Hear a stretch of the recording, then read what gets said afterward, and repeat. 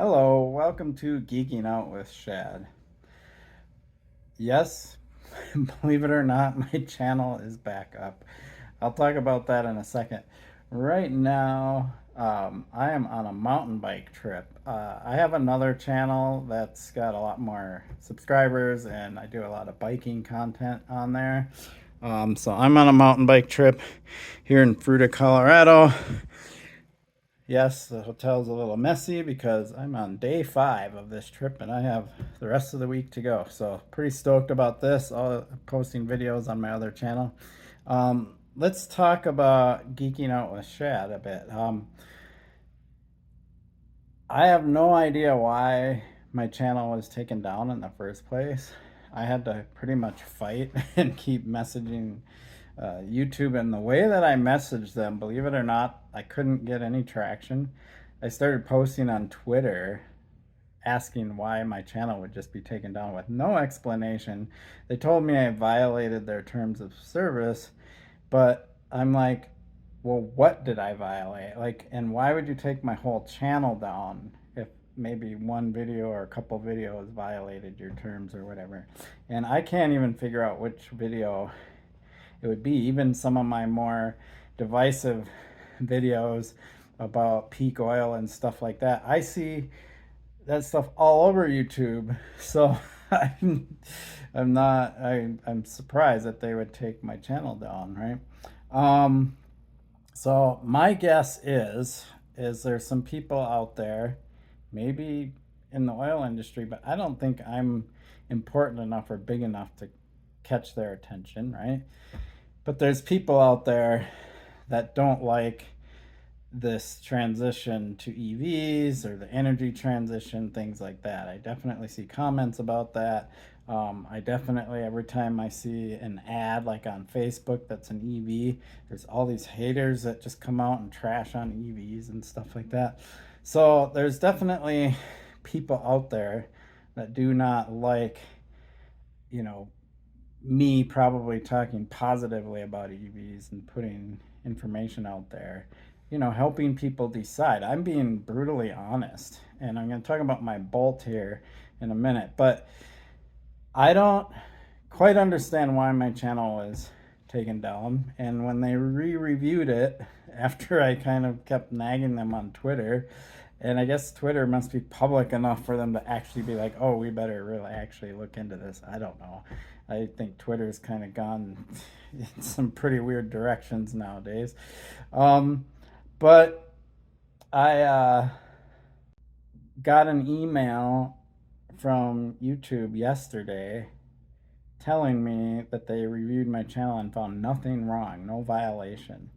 So that baffles me because it's like, well, did you look to see if I violated the terms in the first place? Because why would you be able to review it and then decide that I didn't violate the terms? I don't know. Pretty weird stuff out there. It's an interesting world. Yeah, I don't know. I'm I'm a big fan of progress. I like, you know, advancements in technology, things like that. And I also believe in science and stuff like that. So, yeah, I'm going to say it like it is and how, my opinion on this stuff. And if people don't like that, so be it. If they don't like reality and the truth, so be it. That we're so politically divided, especially here in the United States, but it's actually worldwide. And, I consider myself a progressive, but I don't consider myself far left. I kind of have always felt that this country has done well because we've always had like a good balance, and we've got opinions, conservative opinions and liberal opinions and this and that. And the whole idea behind that is people come to the table and try to work things out to solve problems. In the software industry, we approach things by trying to solve a problem. And I just wish that that's what our government did. And sure, everybody's got their different ideas on how we can solve problems, right? But what it comes down to is we got to come to the table and talk about things and figure out what is the best solution. What is the best way to try to solve this problem? And let's try to find a balance, a good middle ground solution, not a far right solution or a far left solution or some extremist solution and things like that. There's a whole lot of extremism in this country. Right now, it's the far right. I've known a lot of conservatives in my life that I could debate with and talk with very reasonably about things, and we'd listen to each other and stuff. But there's this far right movement where they just absolutely stopped listening. And I'm sure there's some people on the far left that also stop listening, but it's not nearly as prevalent and stronghold right now in our government. And that's kind of scary. So I'm not super political on this channel, and I don't plan to get there, but that's kind of my opinion on what's going on.